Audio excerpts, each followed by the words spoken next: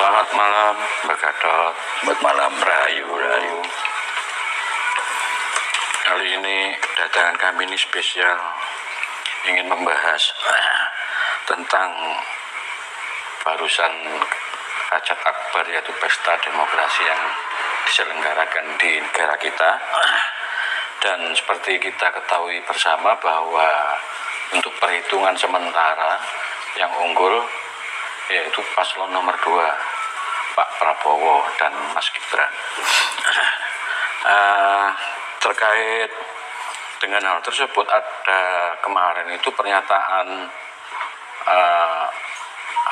pengamat politik yang mengatakan bahwa nanti setelah terpilihnya Pak Prabowo ini, mereka itu para pengamat ada yang memprediksi Pak Prabowo itu tidak bisa menjalankan tugasnya selama 5 tahun. Artinya berhenti di tengah jalan. Menurut Mbak Gatot, kira-kira kalau mungkin dikaitkan dengan teori siklus atau apa, mungkin bisa dijelaskan mengenai hal tersebut, Mbak. Terima kasih. Sebetulnya berbicara tentang Pilpres yang barusan terselenggara ya 3 hari yang lalu, itu dalam channel Ngaji Roso ini sudah saya bahas sejak 2 tahun yang lalu, bahwa mendasarkan pada teori siklus atau cokro manggilingan, jadi bukan ramalan ya, saya tidak bisa meramal, cuma mendasarkan pada teori siklus. Itu sudah menyebutkan jelas, di situ YouTube-nya banyak menerangkan tentang peran Pak Prabowo dalam siklus teori atau cokro manggilingan, kalau bahasa Jawanya itu, bahwa Pak Jokowi itu Raden Wijaya. Itu jelas sudah saya terangkan panjang lebar. Lantas pengganti Raden Wijaya itu adalah Jaya Negara, putra dari Pak Jokowi sendiri, putra dari Raden Wijaya sendiri, Jaya Negara itu. Cuma yang saya rahasiakan waktu itu, yang mewakili Pak Prabowo itu siapa, itu saya tidak pernah menyebut. Sejak 2 tahun yang lalu, setahun yang lalu tidak pernah menyebut. Cuma saya sudah menyebut munculnya Pak Prabowo ini. Karena Pak Prabowo ini dalam siklusnya itu Jaya Negara. Cuma kalau ada orang menyatakan bahwa Pak Prabowo tidak sampai 2 tahun, tidak sampai akhir jabatan, itu saya juga menyampaikan, karena itu menyangkut nasib dari Jaya Negara. Jaya Negara bukan 2 tahun, ya lama, cuma tidak sampai suksesinya itu gagal. Beliau akhirnya terbunuh kan, Jaya Negara itu.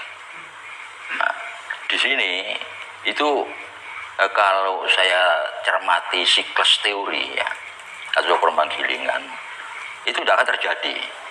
Jadi Pak Prabowo ini sudah pernah menebus kesalahan pada zamannya Jaya Negara. Di mana Pak Prabowo menebusnya? Kan itu karmanya. Itu pada saat beliau 3 kali mencalonkan gagal. Pertama wakil presiden, mewakili Ibu Mega. Kedua calon presiden, ketiga calon presiden, ini yang keempat. Ini sudah tertebus oleh Pak Prabowo. Karmanya tertebus, betapa sakitnya sampai gagal ketiga kalinya itu. Ini yang keempat kalinya. Nah, ini kalau dulu saya sampaikan bahwa kalau Jaya Negara itu memang suksesinya tidak sukses di dalam lengsernya itu. Tapi kalau reinkarnasinya atau siklusnya itu masuk kepada Pak Prabowo, itu Pak Prabowo sendiri dalam hidupnya sekarang ya, itu sudah menebus karmanya 3 kali. Jadi mudah-mudahan ya, ini bukan karena nasib orang itu di tangan Tuhan ya. Tuhan, mudah-mudahan ini benar yang saya sampaikan tadi. Saya bukan meramal ya, ini siklus. siklus, bahwa kelengahan Jaya Negara waktu itu dalam hidupnya sekarang Pak Prabowo sudah menebus. Jadi bahasa Islamnya ya insya Allah lah Pak Prabowo itu selamat sampai akhir, entah satu periode, entah 2 periode.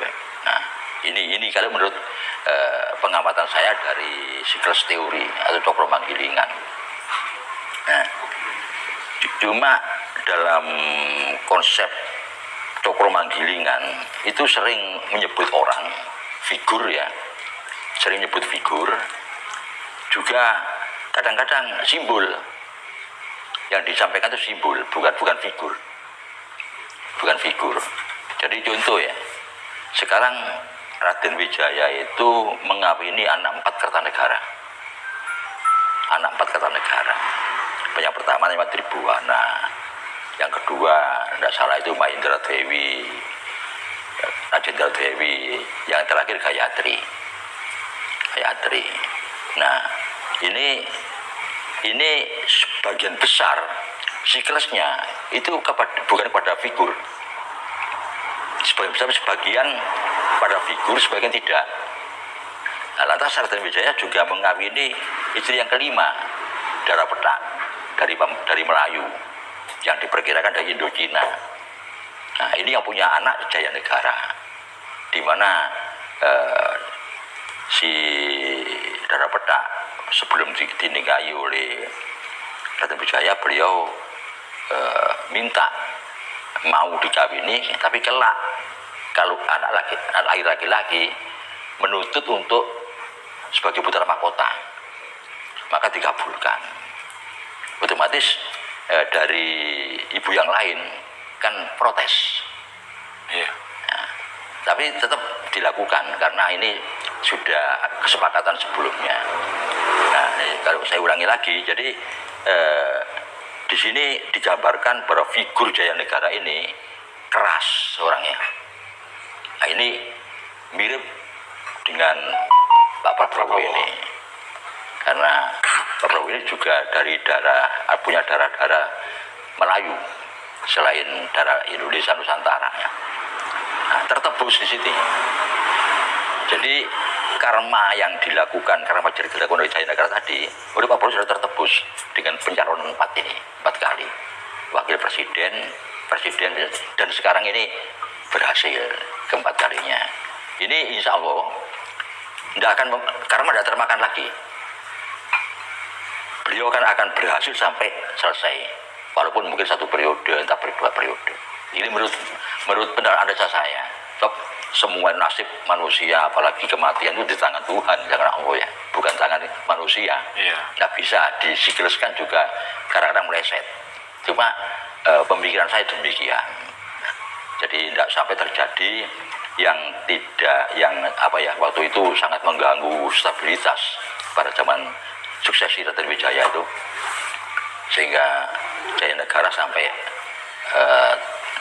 ada pemberontakan Kudi itu, terus ya Kursemi itu akhirnya terbunuh. Tapi ini kesalahan seperti ini dalam hidupnya sekarang itu sudah dilampaui oleh Pak Prabowo. Itu menurut pemikiran saya, dengan pencalonan yang gagal sekian kali itu.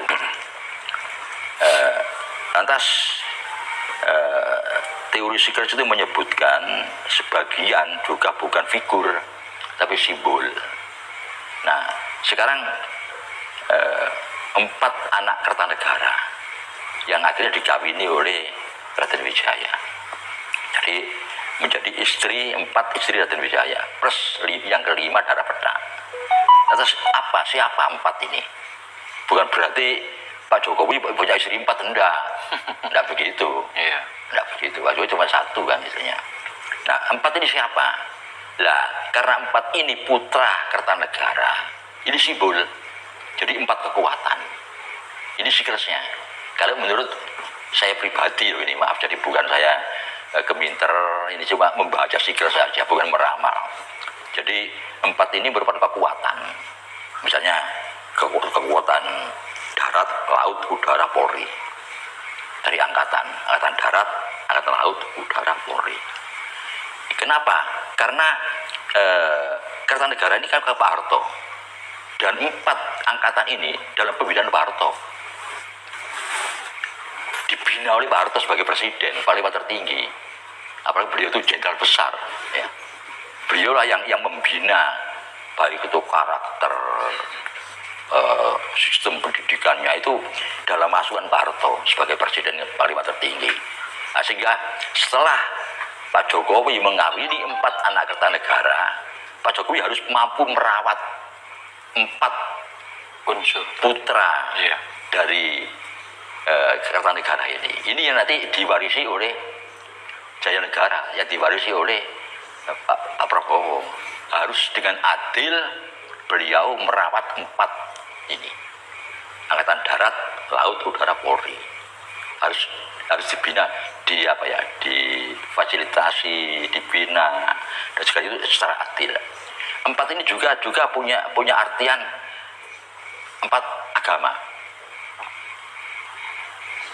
Hindu, Buddha, Kristen, Islam. Nah, Hindu di sini menyangkut aliran kepercayaan. Jadi 4. Ini pun juga dalam pembinaan Pak Harto, pembinaan Kertanegara. Ini 4 putri Kertanegara ini bermakna seperti itu. Secara simbolisnya harus mampu merawat. Nah, juga 4 ini kalau pada zaman Orde Baru ya ada 4 fraksi. Fraksi Golkar, PDIP 3, fraksi ABRI. Ini di DPR ada fraksi ABRI kan, jadi 4. Sampai sekarang pun 4 ini ada. Nah, ini juga harus dirawat dengan baik, dengan adil, baik oleh Pak Jokowi sebagai Raden Wijaya maupun oleh Pak Prabowo sebagai Jayanegara. Ini maksudnya. Jadi Raden Wijaya mengawini 4 putra dari Kertanegara itu bermakna simbolisnya seperti itu. Nah, ini. Dan yang simbolis lagi, kan saya sebutkan bahwa Kertanegara itu Pak Harto, ya, sedangkan Bung Karno itu Ken Arok, ya, sedangkan dan selanjutnya Anusapati, Tojo Ronggouni, ini Pak Habibie, Gus Dur, Mega.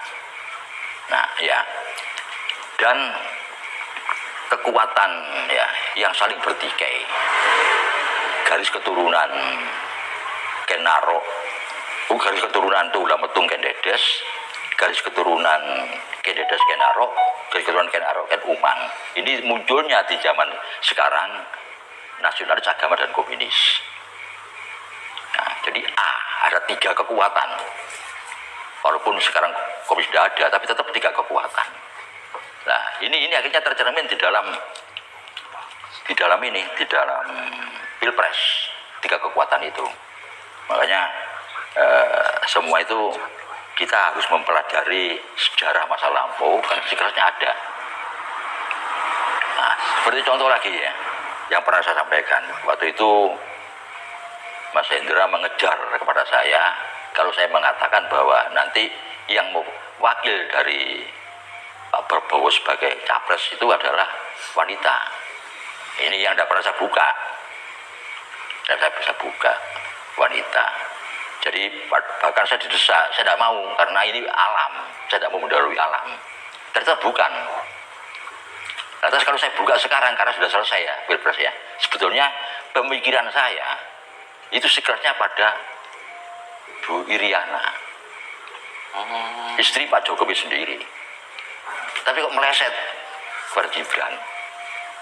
Nah, berarti ini alam sudah berubah, tapi apa ya?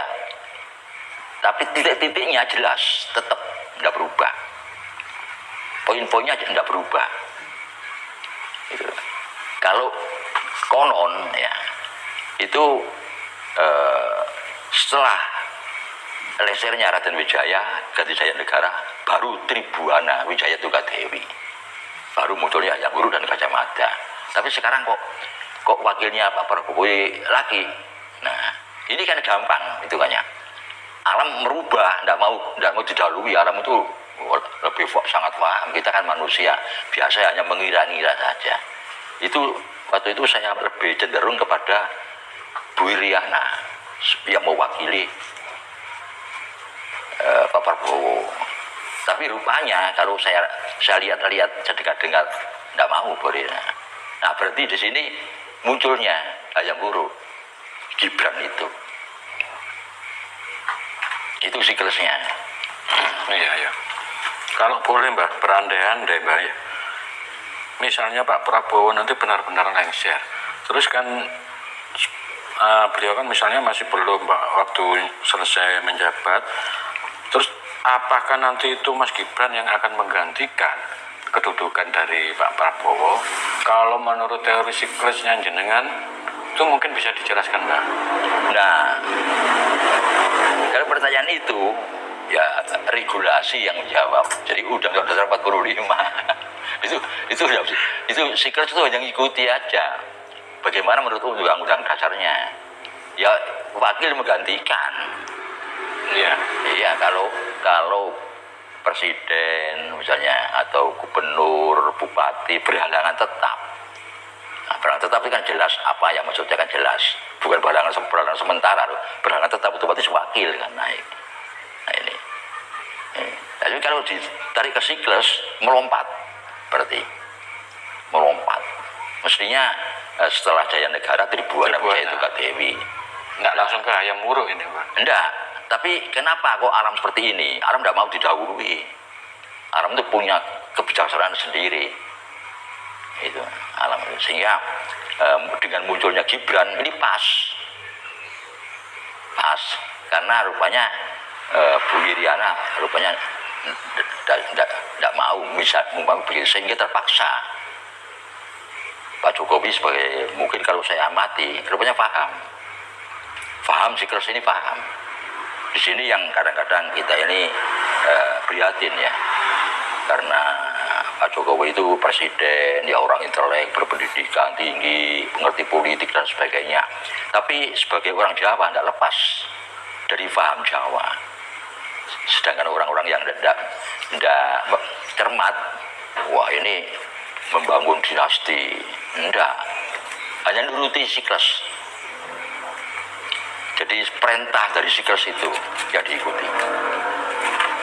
Mau tidak mau harus mendukung siklus itu, karena ini semacam perintah alam. Itu sehingga karena si Bu Iriana ya, tidak mau ditampilkanlah Gibran, karena seperti itu langsung terkompas menjadi ayam buruk itu. Nah ini kalau itu ke situ itu pas siklusnya. Dan kembali sekali lagi saya ulangi, mudah-mudahan dari saya juga meyakini, karena manusia biasa ya, tidak meramal dan semua itu kehendak Tuhan. Alam itu perintah Tuhan kan ya, bahwa nasib manusia itu tergantung Tuhan yang menentukan. Tapi Pak Prabowo secara karma, Jaya Negara yang sekarang sosok Prabowo ini sudah menebus karmanya dengan pilihan 2 kali presiden gagal, terus sebagai presiden juga gagal. Nah ini sudah tertebus. Dulu saya mengatakan Jaya Negara tidak sampai akhir. Tapi setelah itu menurut saya mungkin ya banyak orang, entah itu pendapatnya sendiri, entah dari mana, mengatakan demikian. Kalau kita renungkan lebih lanjut, karma sudah tertebus. Pak Prabowo tetap bertahan, gagal ulangi lagi, karena merasa bahwa ini karma, saya harus terus mencalonkan, kan begitu tekadnya. Akhirnya berhasil. Berarti penebusan karma itu tidak harus kayak seperti peristiwa yang di Jaya Negara itu berarti Mbak ya? Dengan gagalnya beliau mencalonkan itu termasuk juga salah satu dari penebusan karma. Iya, yang tidak tahu apa yang dilakukan oleh Jaya Negara dulu, apa yang dilakukan sehingga dia dapat dinyatakan sebagai orang yang telah berbuat salah, sebagai Maharaja Mojopahit yang kedua waktu itu. Demikian siklusnya pada Pak Prabowo langsung terkena karma itu, dan tetap beliau bertekad tidak mundur untuk mencalonkan. Nah selesai, itu bagus, selesai sudah. selesai. Pak Prabowo ini kan mengatakan saya harus jadi presiden, nanti jadi presiden walaupun saya mati kan, terucap itu, Iya. terucap. Tapi insya Allah ya cuma Tuhan yang menentukan, Allah yang menentukan ya. Saya rasa sudah menebus karmanya dengan kegagalan mencalonkan itu dulu. Itu boleh menurut saya begitu. Ya, Nggak tahu. mudah-mudahan beliau bisa menyelesaikan Iya. sampai masa Iya. akhir jabatannya, Mbak. Iya. Iya, Mbak. Kalau toh misalnya nanti Mas Gibran entah itu periode akan datang, itu beliau muncul sebagai kalau menurut teori siklus itu sebagai ayam wuruk, berarti nanti itu di eranya ayam wuruk Mas Gibran itu tadi akan muncul sosok Gajah Mada. Berarti. Iya. Nah, menurut Mbak Gatot, kira-kira profil yang mendekati sosoknya Gajah Mada itu kira-kira siapa ya? Wah, itu udah tahu itu. Masih belum Nggak tahu tahu ya, itu udah tahu siklusnya. Saya nggak iya. paham. Saya ini hanya apa ya, teori siklus, bukan meramal, bukan ya. Melihat sejarah masa lalu, zaman Singosari, Mojopahit itu hanya kok persis, itu persis. Diawali dari proklamasi itu. Iya. Oke, Mbak. Seperti kita ketahui kan Bu Megawati sama Pak Jokowi sekarang ini kan sepertinya dalam tanda kutip itu kan berseberangan, Pak. Sepertinya kan begitu. Tapi ada beberapa prediksi itu yang menyatakan beliau itu hanya sekedar menyeting seperti kayak itu.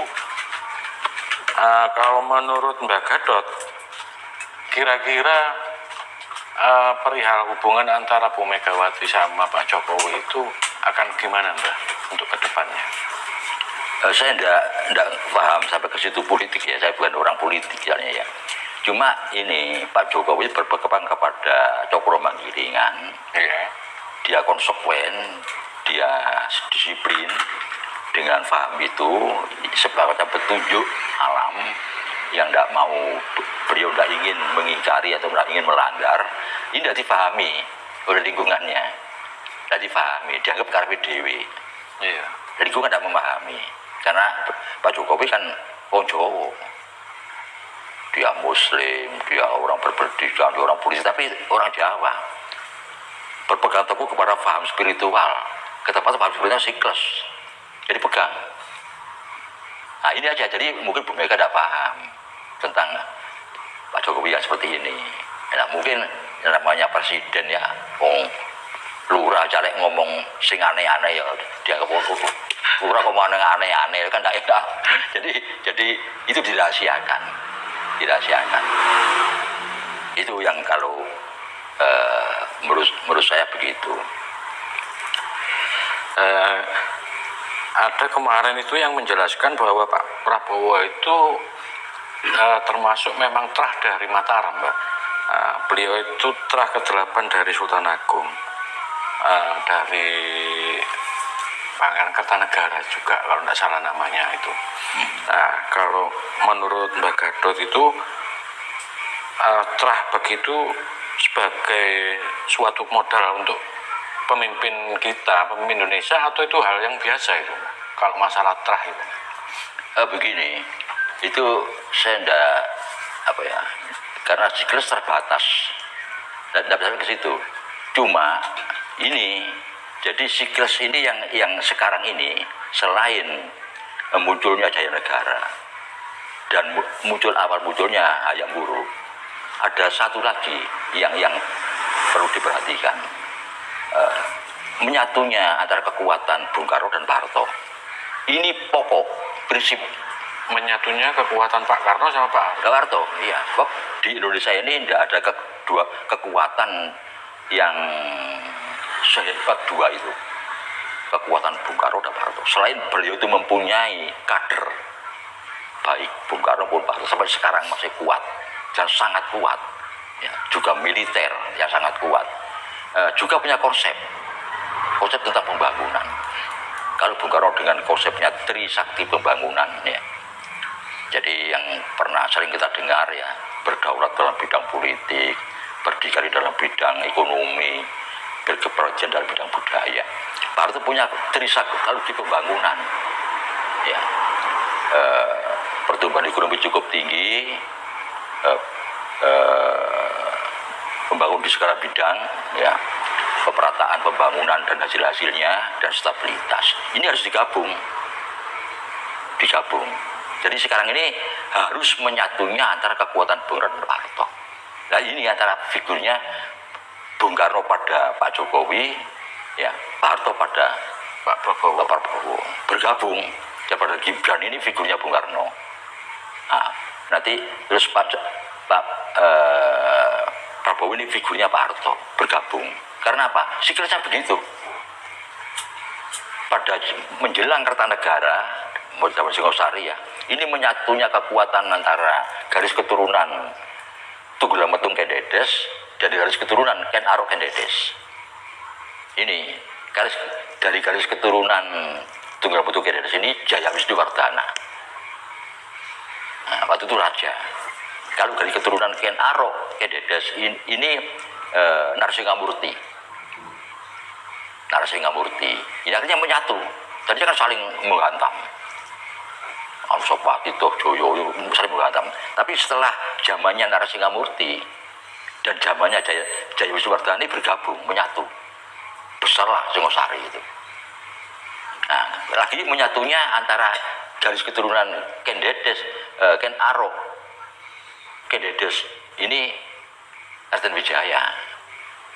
Garis keturunan Tunggal Metung Kendedes ini Kertanegara, punya 4 anak dikawin, menyatu kekuatan dua kekuatan ini. Nah sekarang ini harus menyatu kekuatan, harus menyatu. Jadi mau tidak mau siklus ke situ. Prabowo jadi didukung oleh Pak Jokowi dan Gibran.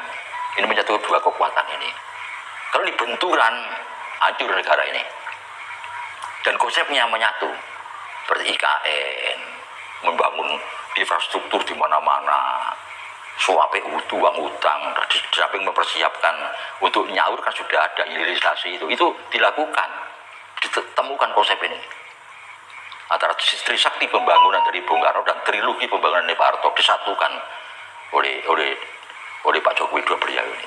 Makanya kalau Pak Jokowi berpegang pada siklus teori atau permanggilingan, lingkungan tidak memahami, akhirnya itu ya tidak salah. Pak Jokowi sadar itu bahwa tidak akan memahami lah. Kalau Pak Jokowi sebagai orang Jawa memegang teguh teori siklus ini permanggilingan, dia tidak pahamnya lingkungan, akhirnya terus menghujat terus oligarki, menghujat tentang dinasti keluarga. Ya betul tertawa aja ya.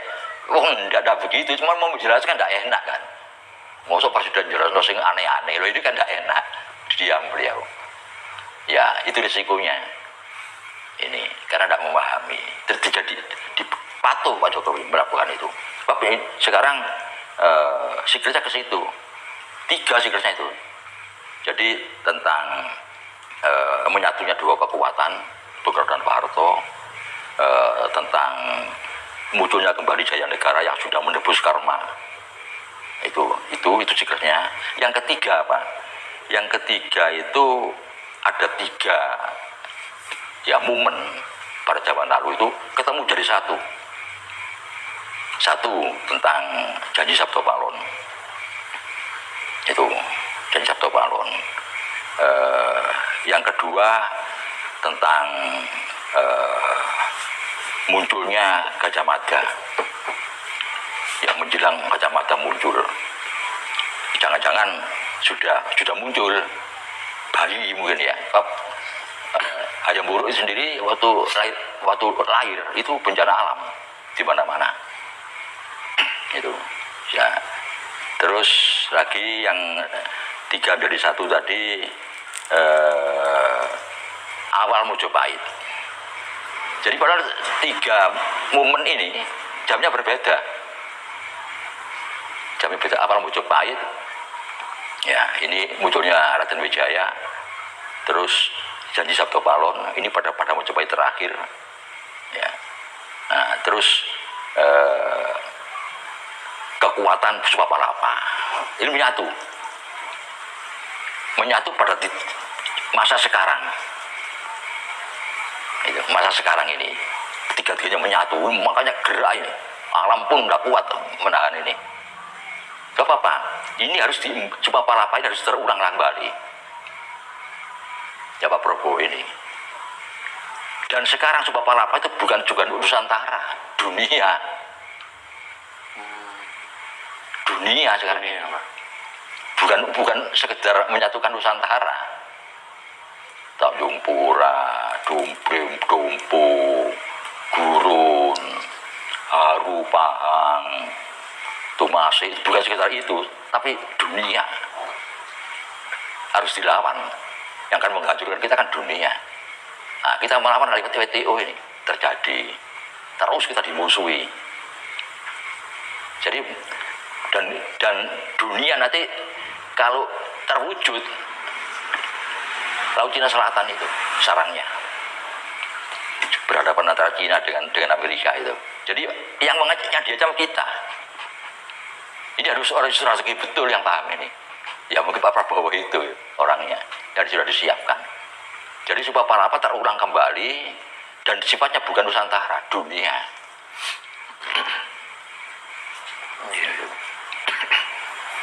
Terkait yang jenengan bilang tadi janji Sabtu Palem mungkin bisa dijelaskan Mbak. Seperti apa itu Mbak? Kan sudah saya jelaskan panjang lebar itu, ada kayak tinggal buka YouTube aja. Oh. Iya. Jadi ini belum ditayangkan. Maksud saya mungkin gini, ini kan tadi jenengan meringkas ada 3, mulai dari munculnya Raden Wijaya yang awal berdirinya Majapahit, kok langsung tiba-tiba ke janji Sabtu Palem itu kan beda, jawabannya beda. Iya, tapi kita kan beda itu kan di akhir Majapahit. Iya, itu kita mau jadi satu sekarang ini. Gitu. Makanya gerakannya, goncangannya keras. Mempengaruhi alam Indonesia, mempengaruhi jiwa-jiwa kita semua, para elit sampai rakyat itu goncang. Kita harus tahan itu, goncang semua ini karena 3 kejadian di 3 zaman ketemu jadi satu. Dan Sumpah Palapa tadi. Ada lagi yang menjadi Sumpah Palapa tadi, munculnya amputan tular. Karena apa? Amputan tular ini, di mana amputan tular bersumpah mengajarkan satu kerukunan yang sering saya sampaikan tadi. Itu. Jadi dengan 4 kejadian yang muncul pada zaman berbeda, sekarang muncul jadi satu. Ini keras, kenapa kita akan menjadi surat dunia taruhannya. Itu. Menjadi surat dunia. Jadi berat memang. Tapi ya kita harus sadar dan tenang karena kita ini bangsa yang gemblengan, bangsa yang tergembleng 500 tahun dijajah, hancur, tidak karu-karuan. Nah, itu akhirnya kita lebih tenang karena memori ada di sini. Kita bisa menghadapi dengan tenang karena sudah kata bukan kita bangsa gemblengan yang sudah hampir hancur luluh bangkit kembali. Memorinya leluhur ada di sini semua. Itu kita rasakan. Sehingga kita tenang, tidak sampai kubu walaupun gonjang seperti ini. Karena yang terjadi di dunia dengan kebijakan hilirisasi ini melawan dunia. Nah, dunia tangan-tangannya di sini di Indonesia, apa ada berat? ini yang bisa kami sampaikan. Coba kita istirahat dulu, nanti kita teruskan. Saya baca kembali yang belum. Oke.